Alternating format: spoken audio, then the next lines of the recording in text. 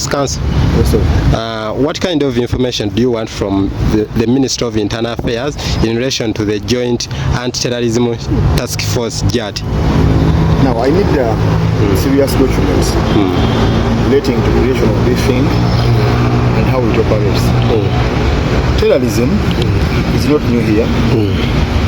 When terrorism came, specifically have an Anti-Terrorism Act 2001. 2002 actually. It has a provision that an authorized officer, as far as terrorism is concerned, is a policeman. Now, I don't know how it comes that up, like at the end of the day, now there is something joint where people come from nowhere, they claim that they are fighting terrorism, yet even the police has the counter-terrorism unit, which is acceptable. So these people caused havoc in Kawempe, they molested women, they beat up people, they maimed them.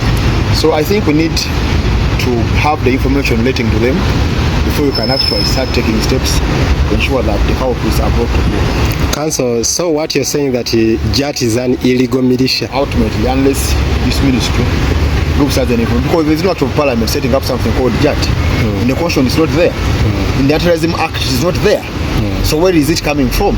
But to get them properly, let them give us the information. Let them give us the documents which are set up, we think.